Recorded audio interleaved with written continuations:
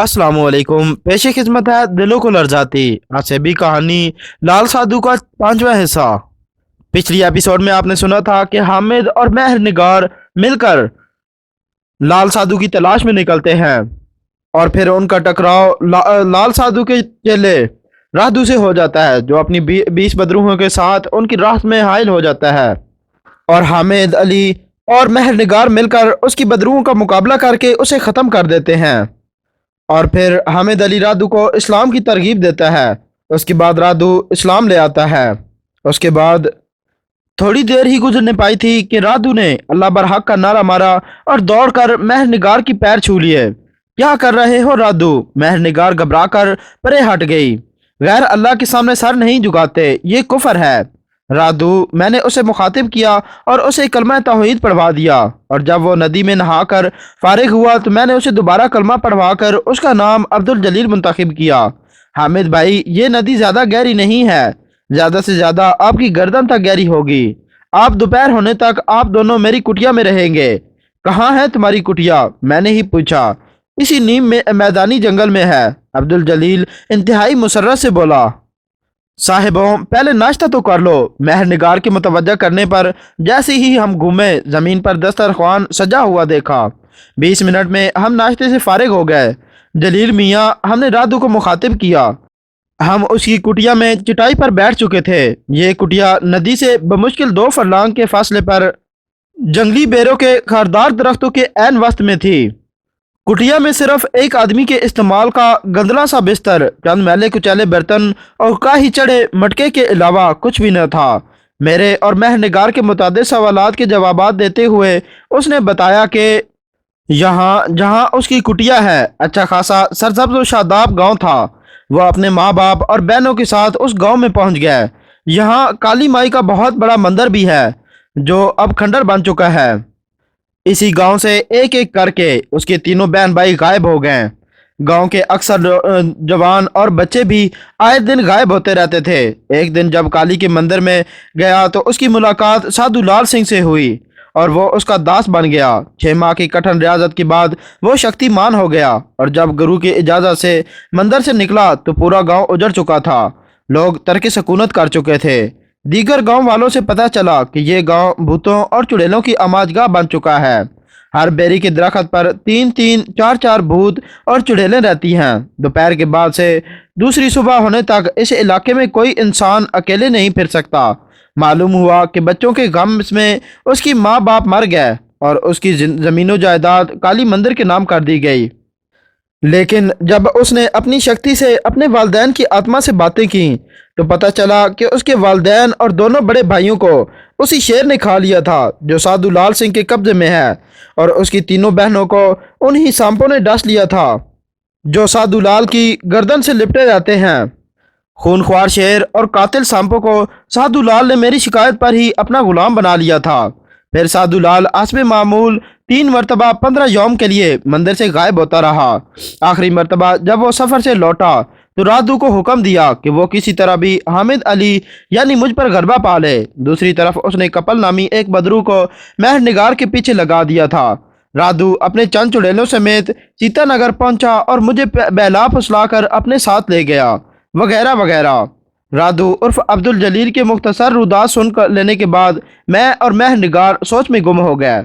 मैं एक फैसले पर पहुंचते हुए बोला, तुम और अब्दुल जलील यहीं ठहरो। मैं नदी की तरफ जाना चाहता था, लेकिन अब पहले मैं काली मंदिर जाऊंगा। मेरा ख्याल है साधु का वो खूनख्वार शेर काली मंदिर के खंडर में ही कहीं होगा। ये तुम कैसे कह सकते हो? शेर यहाँ बेरी के जंगल में भी हो सकता है, महर निगार बोली। नहीं बहन, हामिद भाई का ख्याल दुरुस्त लगता है। अगर शेर यहाँ कहीं होता तो आप दोनों की खुशबू पाकर ज़रूर हमला आवर हो जाता। लेकिन क्या ये ज़रूरी है कि तुम शेर को ही तलाश करो? हाँ महर, ये बहुत ज़रूरी है। कम अज़ कम तुम्हारे लिए आसानियाँ पैदा हो जाएंगी। मेरी तो कुछ भी समझ में नहीं आ रहा। तुम जो मुनासिब समझो वही करो। मैं आपके साथ चलूँगा हामिद भाई। मुझे देखकर ना तो अरवाह खबीसा आपका रास्ता रोकेंगे और ना ही शेर आपको अजनबी समझकर आप पर हमला आवर होगा। गलत सोच है तुम्हारी अब्दुल जलील। तुम सदके दिल से मुसलमान हो चुके हो, लिहाजा तुम्हारे जहन से तमाम काला जादू मिट गया होगा। यकीन ना आए तो तुम कोशिश करके देख लो। अगर एक भी चुड़ैल या आत्मा बुलाने में कामयाब हो गए तो तुम्हारे मुतालिक सोचूंगा। अब्दुल जलील आमादा हो गया। उसने चूल्हे में चंद खुश्क लकड़ियां डालकर आग सुलगाई। 3 मिट्टी के लोटे अपने करीब रखे जिनमें मुख्तलिफ खुशबूयात रखी थीं। उसके बाद वो आलती पालती मारकर आग के सामने बैठ गया और जब मंतर पढ़ने की कोशिश की तो उसकी ज़बान में लुकनत पैदा हो गई। 10 मिनट की मुसलसल कोशिश के बावजूद उसे कोई कामयाबी नहीं हुई तो वो थक हार के उठ खड़ा हुआ। आप जीत गए हामिद, वो निढाल सी आवाज़ में बोला। लिहाजा तुम मेहर निगार के पास ही बैठोगे और मैं उजड़े हुए काली मंदिर की तरफ जाऊंगा। मैंने अपना फैसला सुना दिया और तलवार उठाकर उठ खड़ा हुआ। हामिद अली के जाते ही मैं अब्दुल जलील से महव गुफ्तगू हो गई। जो मैंने दीन इस्लाम के मुतालिक अहदीस में पढ़ा था या मेरे वालिद साहब ने सुना था वो मैं अब्दुल जलील को तालीम करती रही। मौजू इस कदर दिलचस्प था कि वक़्त गुजरने का एहसास ही नहीं हो सका। मैं चौंकी तो उस वक़्त जब खटाक की ज़ोरदार आवाज़ से कुटिया का दरवाज़ा आज खुद खुल गया और गर्द के साथ सैकड़ों खुश्क पत्ते कुटिया में दर आए। मैं तो पूरे इत्मीनान से बैठी रही, लेकिन अब्दुल जलील का इत्मीनान रुखसत हो गया।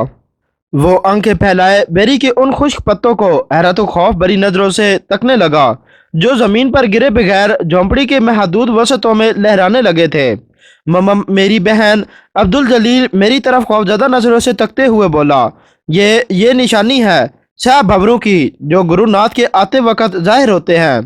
कौन है ये गुरुनाथ? मैंने लापरवाही से पूछा।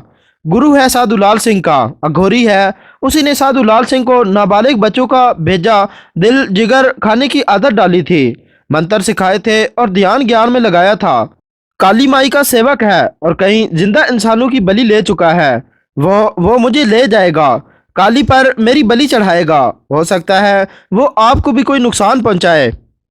आने दो उसे अब्दुल जलील, वो ना तो तुमको ले जा सकेगा और ना ही मुझे कोई नुकसान पहुंचा सकेगा।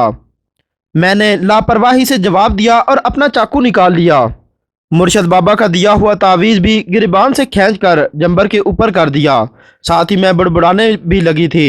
कमरू भाई, तुम यकीनन देख रहे होगे। तुमने तो मुस्लिम अब्दुल जलील की बातें भी सुन ली होंगी।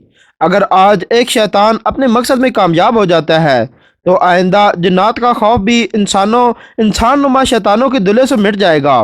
मैं मजीद कुछ भी कहना ही चाहती थी लेकिन कह ना सकी, इसलिए कि जुग्गी के अंदर सैकड़ों खुश्क पत्तों ने जू ऊ की तेज़ आवाज़ें निकलनी शुरू हो गई थीं, इतनी तेज़ कि मेरे कानों के पर्दे झुनझुनाने लगे थे।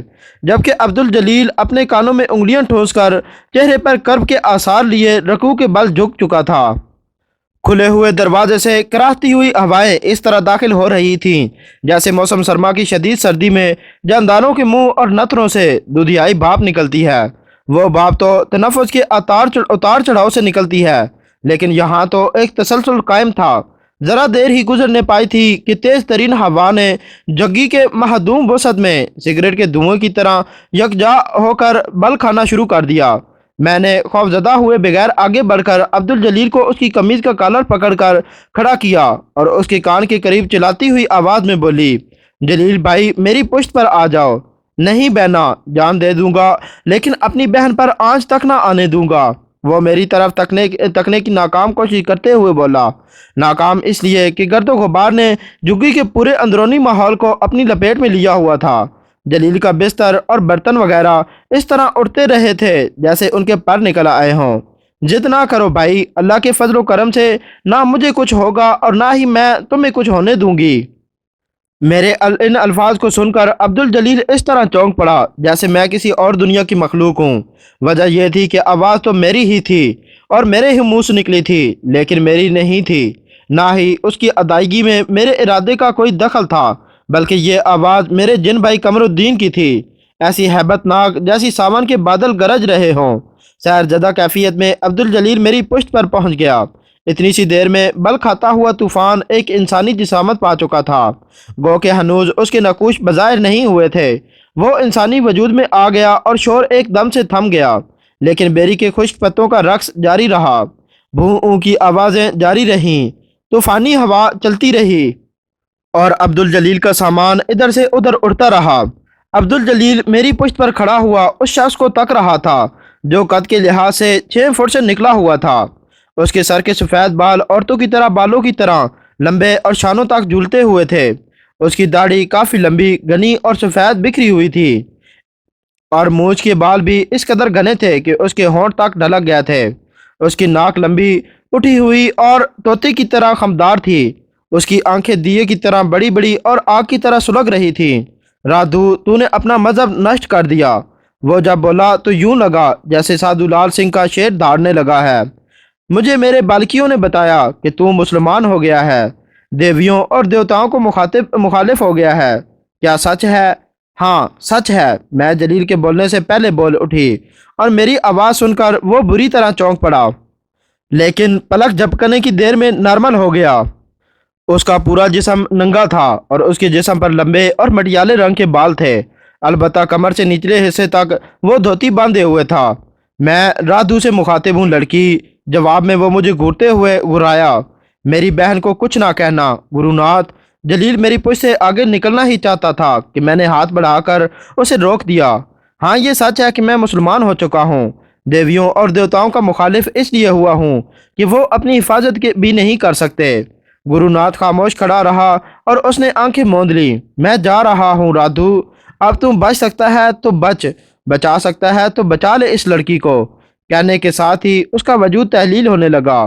وہ تحلیل ہوتا رہا، اور بھوں اوں کی آوازیں تیز سے تیز تر ہوتی گئیں، اور بیری کے زرد اور خشک پتوں کا رنگ سیاہ ہوتا گیا۔ دیکھتے ہی دیکھتے گرو ناتھ کا وجود تحلیل ہو گیا، اور گرد کے مرغولے کی صورت میں کھلے ہوئے دروازے سے بیرونی اجالوں میں روپوش ہو گیا۔ کھٹا کی آواز سے کھولی کا دروازہ بند ہو گیا، اور بیری کے زرد سیاہ پتے سیاہ بھمرے بن گئے۔ بہنا تم میرے پیچھے آ جاؤ، عبدالجلیل تھر تھراتی آواز میں بولا۔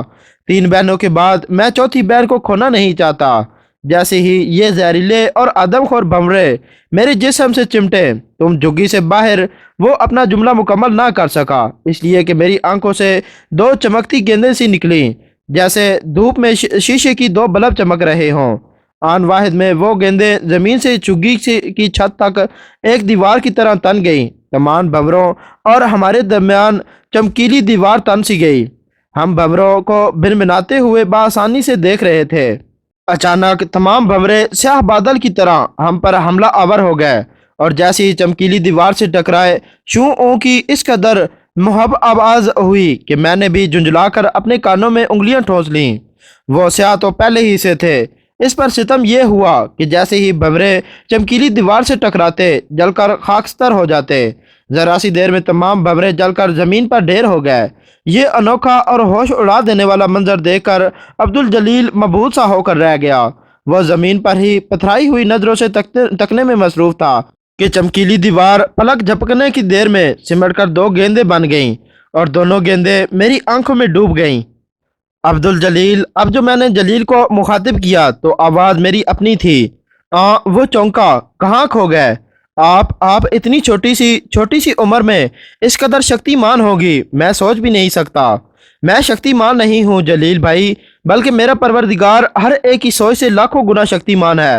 بے شک ہے میری بہن، ورنہ گرو ناتھ کے کسی حربے کو سادھو لال بھی مٹانے کی قوت تو درکنار تصور بھی نہیں کر سکتا۔ خیر ہٹاؤ ساری باتیں، آؤ دونوں مل کر تمہارا بکھرا ہوا سامان یکجا کرتے ہیں۔ کہتے ہوئے میں عبدالجلیل کے بکھرے ہوئے سامان کی طرف متوجہ ہو گئی، جبکہ میرا ذہن حامد علی میں الجھ کر رہ گیا تھا۔ عبدالجلیل کی جھگی سے نکلنے کے بعد میں تیزی سے جنوب مشرقی سمت بڑھتا چلا گیا۔ زمین گو کہ ریتلی تھی لیکن نرم نہیں تھی۔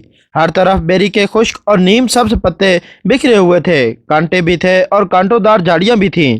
ان میں لاتعداد سکڑے مرجھائے ہوئے بیر بھی تھے۔ نہ اندھیرا تھا اور نہ ہی دیکھتا ہوا اجالا تھا، اس لیے سورج کی روشنی چھوٹے چھوٹے پھولوں کی طرح زمین پر بچھی ہوئی بہت ہی بلی لگ رہی تھی۔ ایسے میں درختوں سے چھن کر آنے والی ہوائیں بھی جسم کو گدگدا رہی تھیں۔ ٹہنیوں کا جھولنا بھی خاصا بلا لگ رہا تھا۔ میں اس ماحول سے محفوظ ہوتے ہوئے رکے بغیر برابر بڑھتا رہا۔ تعجب صرف اس بات پر ہوا تھا کہ کوئی چھوٹے سے چھوٹا پرندہ بھی نہ تو کہیں نظر آیا اور نہ ہی اس کی آواز سنائی دی۔ ایسے دلکش مگر ویران ماحول میں میری اپنی حیثیت بھی کسی بھوت سے کم نہ تھی۔ भूत का तस्वुर आते ही मैंने न्याम से तलवार खींच ली। मैंने बुजुर्गों से सुन रखा था कि बेरी, कंडी, बबौल और बरगदों की दरख्त पर अमूमन अरवाह खबीसा के ठिकाने होते हैं। मैंने ये भी सुन रखा था कि रूए ज़मीन पर इंसानों से कहीं ज़्यादा जिन्नात अरवाह खबीसा की तादाद है, जैसे दौर जदीद के बड़े बड़े नामवर साइंसदान भी तस्लीम कर चुके हैं। इसलिए मेरा मोहतात होना एक वक्ती तकाजा था। जल्दी मैं बेरी के जंगल से निकल कर लख तक मैदान में पहुंच गया। आरसू धूप ही धूप और धूप में बहुत से टूटे फूटे झोंपड़े नजर आए। यूं लगता कि अब्दुल जलील ने जिस गांव का तज़किरा किया था वो उजड़ा हुआ गांव ये ही रहा होगा। हवाओं के दबाव से झोंपड़ियों की गली सड़ी चटाइयों के चिथड़े भी हर तरफ बिखरे हुए नजर आए और उसी उजड़े हुए गांव के दूसरे तरफ मुझे एक ऊंचा सा मीनार साफ दिखाई दिया। मेरे अंदाजे के मुताबिक यही उजड़ा हुआ काली मंदिर था। मैं चारों तरफ का जायजा लेते हुए जैसे ही जमीन बोस और टूटे फूटे झोंपड़े के दरमियान पहुंचा, मेरी गिरफ्त तलवार के कब्जे पर और मजबूत हो गई। वजह भी माकूल थी। मुझे जमीन पर गली सड़ी चटाइयों पर किसी शेर के पंजे के निशानात नजर आ रहे थे। हैरत अंगेज तौर पर दो निशानात शेर के पंजों के थे और 4-5 फीट आगे की तरफ दो निशानात इंसानी पंजों के से थे।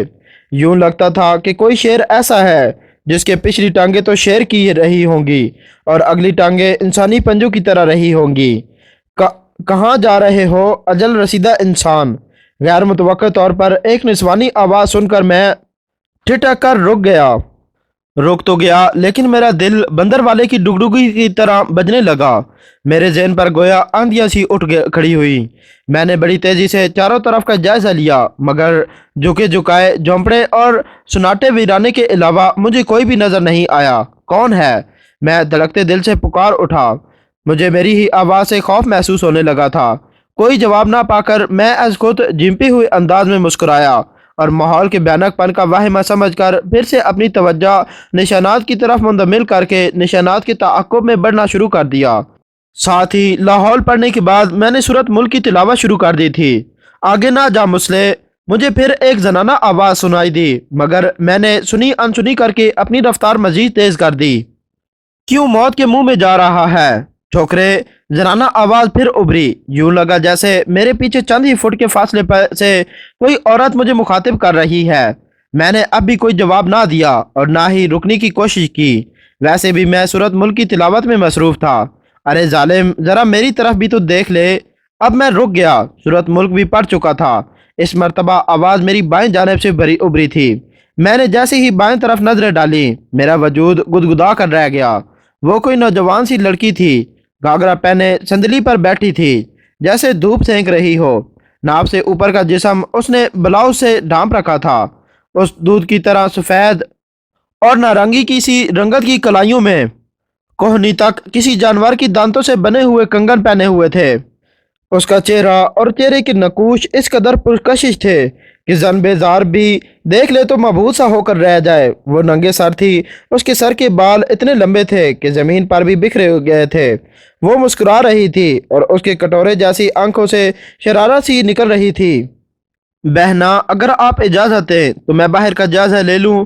अब्दुल जलील मुझसे मुखातिब हुआ। क्यों, किस किस्म का जायज़ा लेना चाहते हो? मैं मुस्कुराते लहजे में बोली। मैंने अपनी जेहन से बेचैनी को अपने चेहरे से जाहिर ना होने दिया। बेचैनी इसलिए कि मैं देख चुकी थी कि जलील के जिस्म को एक हल्का सा झटका लगा था। उसके बाद उसकी ख्वाबनाक कैफियत हो गई थी। यूं लगा जैसे किसी अंधे की कुव्वत ने उसे ट्रांस में ले लिया है।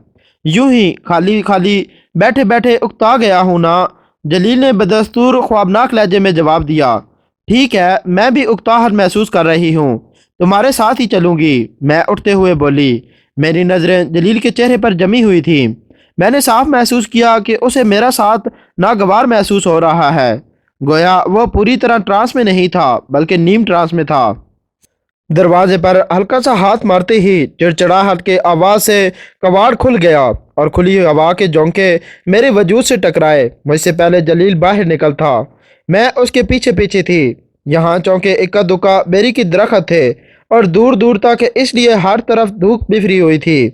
बाहर निकलती ही मैंने अब्दुल जलील को फिर एक झटका लगते देखा, लिहाजा मैंने फौरन ही अपना चाकू निकाल कर खोल दिया और कब्जे पर गिरफ्त मजबूत कर ली। کہاں جا رہے ہو جلیل؟ میں اسے ندی کی طرف بڑھتے دیکھ کر پکاری، لیکن اس نے جیسے میری آواز سنی ہی نہیں بلکہ رفتار تیز کر دی۔ رک جاؤ جلیل، میں کہتی ہوں رک جاؤ، حامد نے یہی جھگی میں آنا ہے۔ دوستوں، اگر آپ کو یہ ویڈیو پسند آئی ہے تو برائے مہربانی اس ویڈیو کو لائک کریں، ہمارے چینل کو سبسکرائب کریں اور بیل آئیکن کو دبا دیں تاکہ ہر آنے والی نیو اپڈیٹ آپ تک آسانی سے پہنچ سکے۔ شکریہ۔